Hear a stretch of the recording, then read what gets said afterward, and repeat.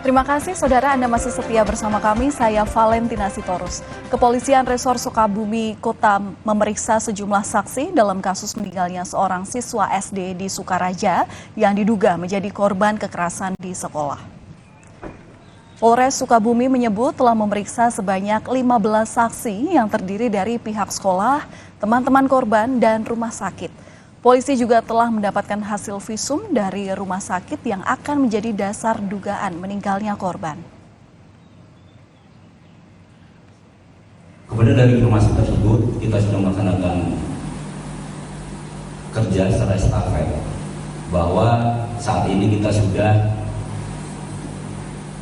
memeriksa kurang lebih 15 saksi, baik itu dari pihak keluarga, kemudian dari pihak sekolah, teman-teman korban, dan juga dari pihak rumah sakit. Sementara itu, Dinas Pendidikan Kabupaten Sukabumi, Jawa Barat bersama dengan pihak sekolah menyerahkan kasus dugaan penganiayaan yang menyebabkan korban meninggal dunia ke pihak kepolisian. Saat Satreskrim Polres Sukabumi Kota tengah meminta keterangan beberapa saksi. Tentunya kami siap berkoordinasi, dikonfirmasi, dimintai keterangan bahwa karena kejadiannya di internal sekolah, sehingga tentunya ada beberapa siswa yang dicurigai ataupun menjadi bahan pertimbangan sebagai nanti dari yang dicurigai mungkin naik jadi saksi, naik jadi tersangka ataupun terdakwa sesuai dengan penyelidikan dan penyidikan. Jadi kami senantiasa mengedepankan adil. Sebelumnya, seorang siswa kelas 2 sekolah dasar di Sukabumi, Jawa Barat meninggal dunia setelah mendapat perawatan selama 4 hari di rumah sakit. Sebelumnya, berdasarkan hasil pemeriksaan dokter, diduga korban ini mengalami pukulan di bagian dada, punggung, kepala, dan rahang. Atas informasi ini, polisi mendatangi rumah korban untuk meminta keterangan dari sejumlah pihak guna mengetahui pasti penyebab meninggalnya korban.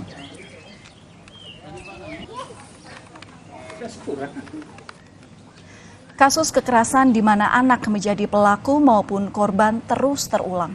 Mirisnya, sering orang tua justru tidak peka jika anaknya menjadi korban kekerasan.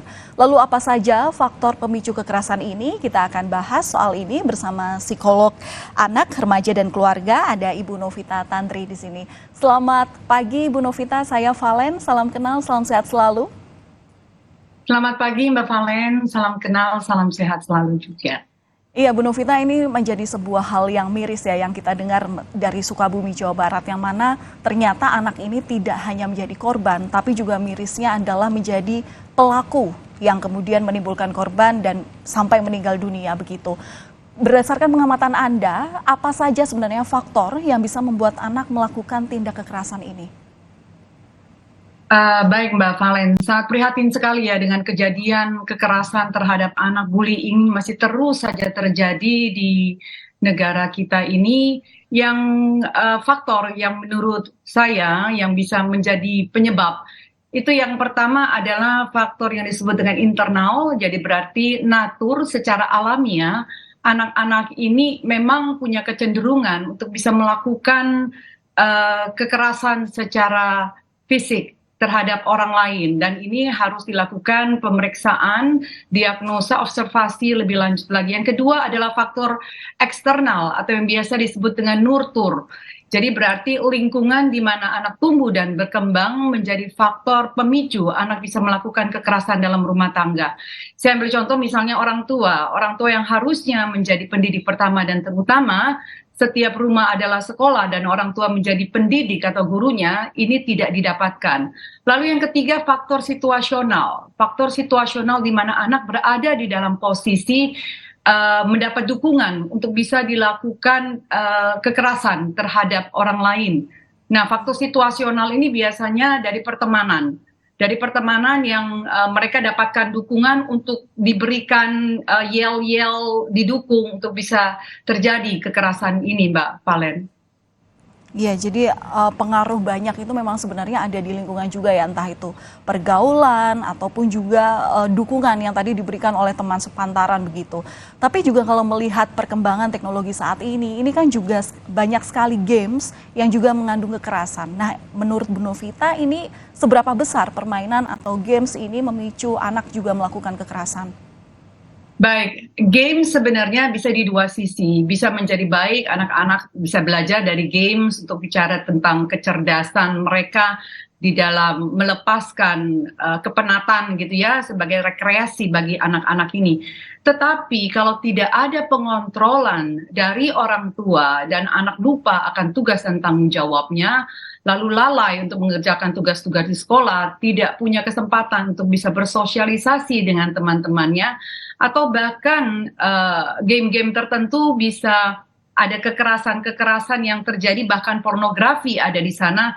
Ini yang menjadi perhatian daripada kita semua, terutama orang tua ya, pendidik yang tadi saya sebutkan, tegaskan sekali lagi, pendidik pertama dan terutama di dalam dunia anak-anak ini. Jadi games menurut saya mengambil kontribusi yang cukup besar, dan games ini bisa menjadi adiktif, dan menjadi kebiasaan anak-anak ini, sehingga harusnya tugas dan tanggung jawab yang menjadi prioritas saat ini menjadi terbengkalai atau terlupakan.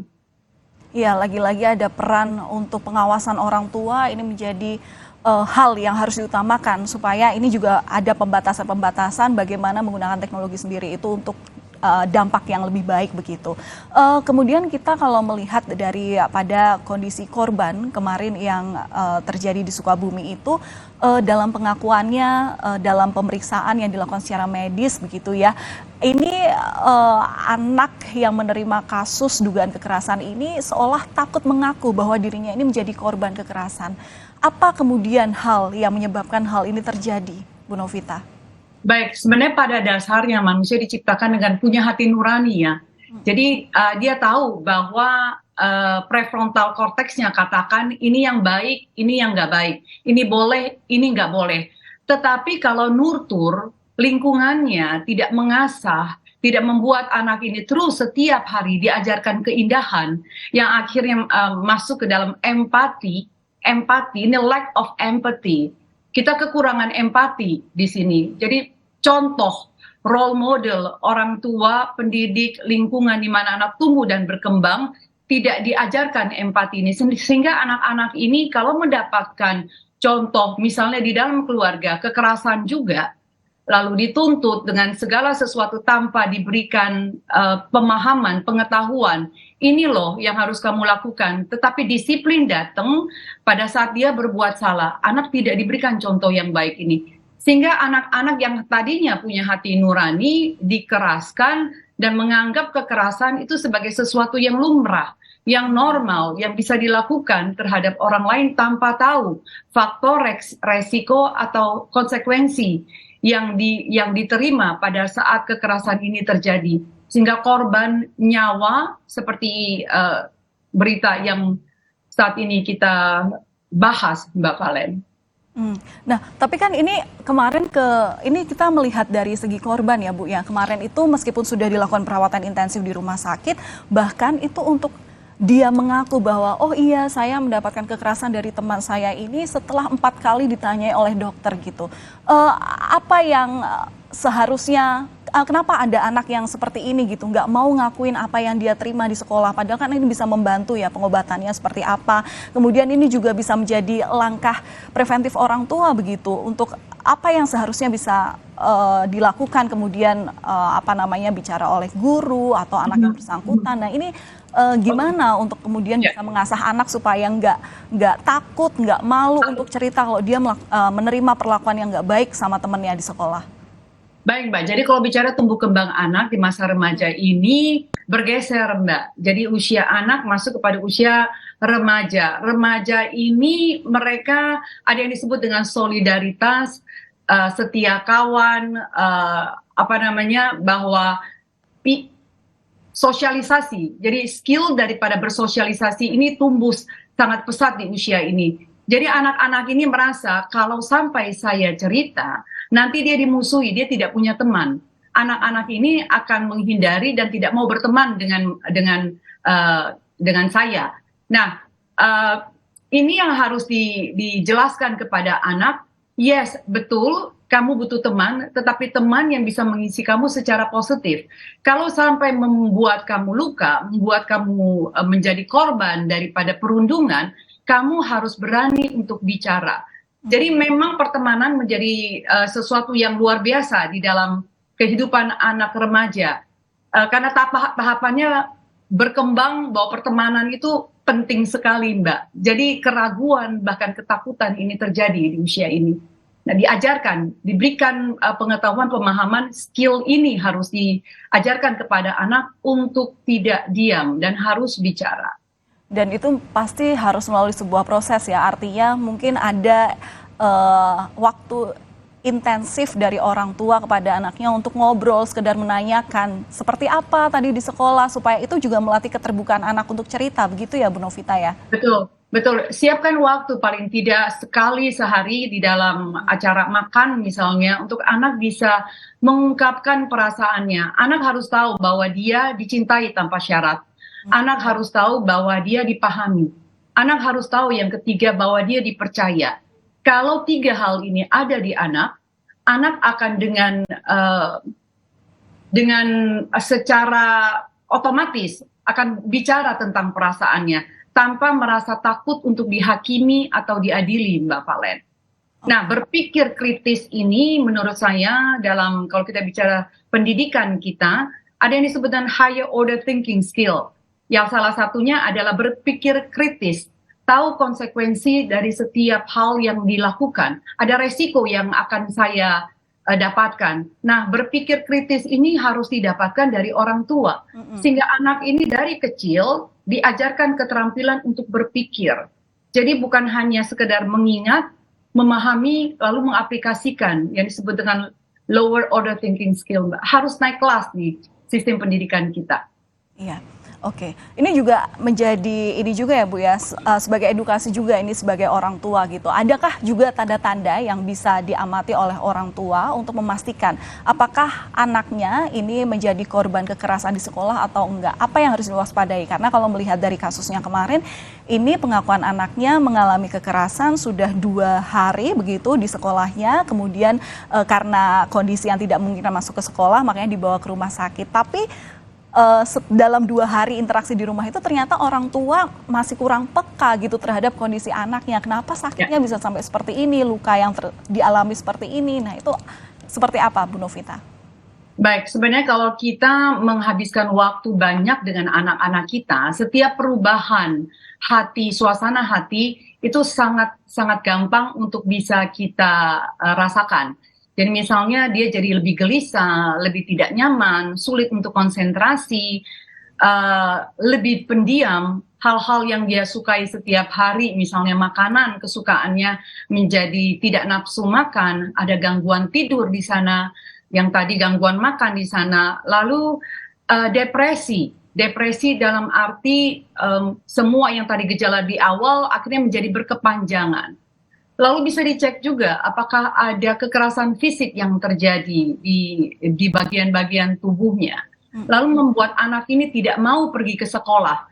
Nah, sebenarnya semua gejala-gejala ini bisa kita pantau, kita bisa observasi pada saat di rumah. Jadi penting sekali buat orang tua untuk hadir, bukan sekedar ada di dalam rumah, hadir untuk bisa bicara dengan anak-anak, bicara memakai 2 telinga, mulut kadang-kadang kita harus diam untuk lebih banyak mendengar daripada bicara, Mbak. Ya, Bu Novita satu lagi, ini kan juga yang perlu disosialisasi untuk kita meminimalisir kejadian serupa ini terjadi lagi adalah selain orang tua, ini adalah peran daripada guru. Guru ini merupakan orang tua kedua di sekolah begitu istilahnya.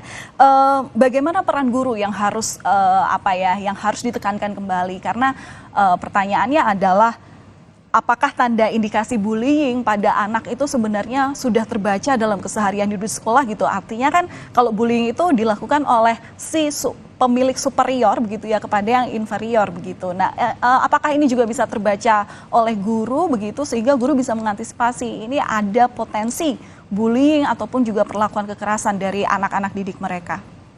Harusnya bisa ya Mbak ya, kalau guru dengan jam terbang yang tinggi, dengan punya sensitivitas yang tinggi, harusnya bisa melihat gejala-gejala ini yang tadi kita sebutkan. Jadi karena anak biasanya berperilaku tidak seperti normalnya. Kalau guru yang hadir di dalam kelas bisa mampu, kalau tidak punya kemampuan atau tidak punya, bukan seorang misalnya psikolog gitu ya, konselor atau psikiater, mungkin di sekolah alangkah baiknya itu punya psikolog anak remaja yang bisa ditempatkan di setiap sekolah. Memang saya tahu ini perbandingan antara psikolog anak dan juga jumlah murid atau sekolah itu tidak sebanding, tapi paling tidak anak ini diberitahu bahwa kamu tidak sendirian, kamu bisa bicara, saya ada di sini. Sehingga nanti waktu guru bersedia untuk menerima keluh kesah anak ini merasa diperhatikan, anak ini dipercaya, anak ini didengar. Nah, dari sana baru mungkin kita bisa referensikan, bicara dengan orang tua bahwa anak ini memang butuh penanganan secara psikologis lebih khusus. Iya, tentu adanya guru yang harus lebih peka di situasi di sekolah begitu ya, untuk bagaimana mendeteksi kepribadian dari masing-masing siswanya, masing-masing anak asuhnya, supaya hal ini tidak terjadi lagi. Semoga ini bisa menjadi pembelajaran bagi kita semua, utamanya orang tua dan guru, dalam melihat bagaimana perilaku sekolah agar hal ini tidak terjadi lagi. Terima kasih Ibu Novita Tandri selaku psikolog anak, remaja dan keluarga sudah berbagi informasi bersama kami di Sapa Indonesia Pagi Kompas TV. Terima kasih Mbak.